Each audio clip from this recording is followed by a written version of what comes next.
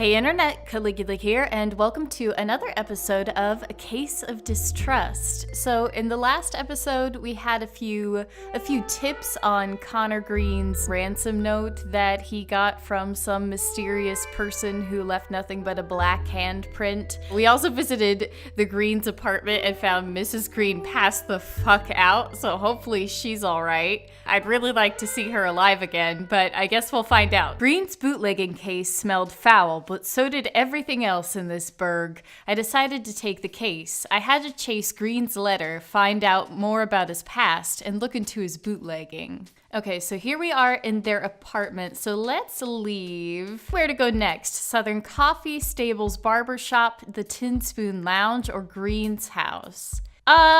We just came back from Green's house, so let's go to the Tin Spoon Lounge. The Tin Spoon Lounge was a speakeasy in North Beach run by Tiny Paul, the gangster that Green had put in with. I'd never been there, the mob keeps a tight lip on their own houses, but I figured it would be a good place to chase Green's bootlegging story. Vroom! I gave my address and slouched in the back seat of the taxi cab. I thought a good way to pass the journey might be to chat with the driver.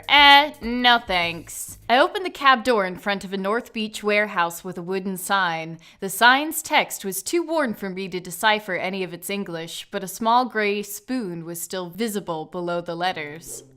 I rapped my knuckles twice over the large metal door.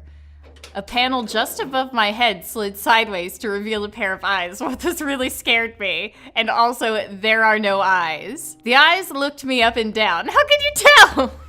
I guess you could tell by the eyebrows. Then just stared ahead. They were black and held no emotion. The room beyond it was dimly lit, so I couldn't see much of their surrounding face. I cleared my throat, then a rumbling voice emerged from behind the door. Fill full your cups, feel no distress at all, our great thoughts shrinking less. Okay. I looked at the eyes, still unmoving. I understood the doorman wanted a password. I thought I might have something in my notes that could help. Let's look at our notes. What do we have? I have no, what could we possibly be looking for? Fill full your cups? Well, here's some bottles. The empty bottles were strewn around the apartment. I brought one to my nose and smelled the distinct aroma of laudanum, opium mixed with booze, a harsh tonic. Okay, I don't know how those would be helpful. What about the wine bottle? Whenever I eyed the wine bottle again, Frankie was quick to discourage my appetite. I'll make you something else, but don't empty my Zinfandel. Only kind in the world that tastes like this can't afford another crate for a while yet. Can we use this? Why did it turn red? I don't know what that is, but it ain't the password, came the response, the small window shut with a thud. Prohibition was a joke in San Francisco, and most speakeasies would let just about anyone through the door, but the mob ones weren't as relaxed with their rules. I knew I wouldn't enter until I said the correct response. I wondered who I could ask about a speakeasy password. All right, let's just leave. I have a feeling that wine bottle is something that we need to find out more about, so we could go to the bar. All right, Frankie, we gotta ask you a question. Frankie was still behind the bar. If I was stuck on the case, a long drink with him might be helpful. Let's talk to him. What you know about this wine? I looked at Frankie. What's eating you, kid? He asked. Let's ask him. I guess we should ask him about the password. The Tin Spoon doorman kept me outside the joint. He wants a password, but I have no ideas. Fill full your cups, feel no distress, at all our great thoughts shrinking less, he says. Who knew gangsters were the riddling type? Frankie laughed. All our great thoughts shrinking less, he said. What? I asked, puzzled. He turned and grabbed a bottle from a shelf. Vintage stuff like this? Strange they'd use it as their code. He handed me the bottle and I read the back of the label. Fill full your cups, feel no distress, at all our great thoughts shrinking less. Will do a good deed nevertheless. Whoa, you're a smart man, Frankie. So the password was the poem from this vintage label. I now knew what I had to say to the doorman. Was that the Zinfandel wine? Well, I guess we figured it out anyway. I thought about what else I'd like to speak with him about. Is there anything else we can ask him about? Can we ask him about the empty bottles? Yeah, let's ask him about Mrs. Green. I pointed to something in my book, but Frankie's response was nothing memorable. Okay, never mind, Frankie. All right, we're gonna get out of here. We're gonna go back to that speakeasy, and we're gonna get in the door. The driver was an economics student at Stanford, working to pay his room and board. He was an enthusiastic talker, the type of student who had yet to discover that he was not the foremost expert on any topic, and he disseminated European politics as though he were preaching unquestionable gospel. I tuned him out. Let's knock again. I again rapped my knuckles on the metal door. The panel slid open and the same dark eyes stared down at me. Again, no eyes. Fill full your cups, feel no distress. At all our great thoughts, shrinking less, he repeated. He continued to stare, unwavering. So let's look in our notes. I guess we show him the bottle again? Nope, that didn't work. Let's try this again. Oh, here we go. In statements, Frankie Conaway's The Tin Spoon corrects password. Will do a good deed nevertheless was written on one of the bottles in Frankie's collection. That line was the password to the tin spoon. So I guess it wasn't the Zinfandel wine.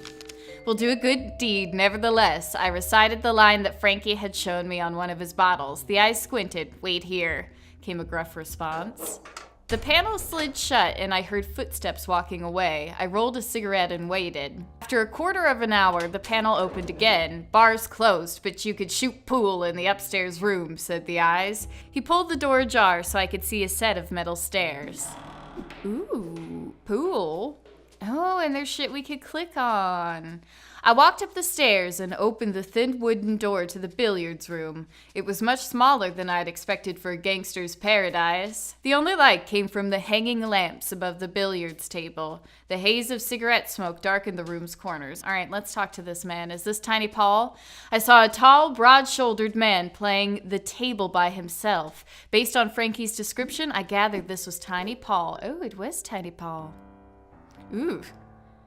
They all look the same. All assholes look the same. I cleared my throat to get him to look at me, then followed with a casual, "Are you ever gonna take a shot?" He stood up straight, rested his cue on the table, and looked at me sideways. It was the petulant look of a boy forced to play with his younger sibling. "Hello," he sighed. His voice was deep. I asked him more about billiards. Let's go with his voice is deep. His voice was deep. Apparently, Fairy only hired baritones, but it had no gravel. It echoed slightly around the small room. I imagine he could have huffed and puffed the entire block to rubble. "I like watching them," he said, nodding to the balls on the table, thinking through my options. I'd never much shot pool, but I thought he might like me more if I feigned interest. I considered lying to him, telling him that I played a lot. "Let's stick to cards. 'Cause I don't want to play with him." "I'll stick to cards." I didn't lie to him just then. "Stud, blackjack, or bridge?" he asked hoarsely. I raised an eyebrow and he showed me a sheepish grin. "A gambler plays them all. Ugh, I don't like his teeth. His teeth really bother me." He continued after cracking his knuckles. "But I don't think you're here for a game. I asked for a drink. I asked about green." "Why not ask for a drink?" I asked for a drink. Mind pouring us each a growler? I hoped getting Paul's lips wet might make it easier to grab something out of him, but he wasn't having it. Paul sighed. "We're closed here. You'll have to come back later." He seemed annoyed at my stalling. Shit. "Not nice to a stranger. You like green?" I guess I want to know why he was so standoffish to us. "Not nice to a stranger, Tiny Paul," I said. I expected surprise when I mentioned his name, but he just chuckled. "You think I don't know about you, Miss Malone? I'm not giving you anything you ain't already got." So he'd known me too. The doorman must have looked me up. The bay talks fast. "Anyhow," he said, eyeing the billiards table, "you need anything else from me? If you want something, better ask specific." Mobsters never failed to grate my nerves. He wouldn't tell me anything unless I pushed him with what I already knew. Ah, fuck. Well, is there anything we could ask him about? Green's letter? Yeah, let's ask Tiny Paul about this.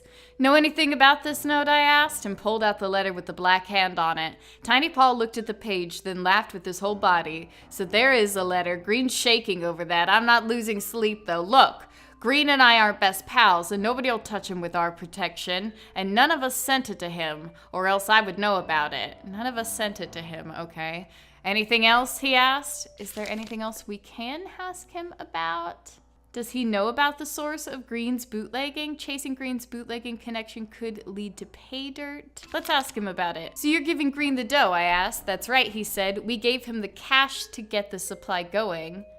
Huh, you already gave him the money? Aren't you afraid he's gonna run out on you? I asked. Tiny Paul frowned. I suppose you know less than I thought. Well, just to set you straight, that kid's right under my thumb. No way he'd get out of town alive before setting up our source. Huh. So Green can't be running, but he's got tickets to, what, Cincinnati or St. Louis? He turned his gaze back onto the pool table. Anything else? Okay, what else can we ask him about? Does he know anything about Green's past? Green's past was a mystery. I had to get more information on him. Know anything about Green's past? I asked him. He's a local kid, I think. Been around the lounge a while. Boss knows him better than I do. Okay, so what else can we ask him about? Can we find the source of Green's letter? Oh, no. We already did that. Can we ask him about Mrs. Green? Her gray trench coat? Let's just try it.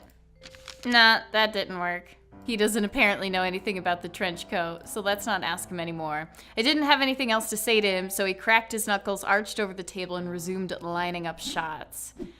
Okay. So I guess that's all we can do around here. So let's leave. All right, so I've been recording for a while, so I think I'm gonna go ahead and leave this episode here. I really hope that you're enjoying this series. I think I'm actually gonna start uploading at least 2 episodes a week, just so I don't forget where we left off. So yeah, look forward to 2 episodes a week instead of just 1. Anyway, I really hope that you enjoyed this episode and that you're enjoying this series. Thank you so much for watching this video, and I look forward to talking to you soon in my next one. Goodbye!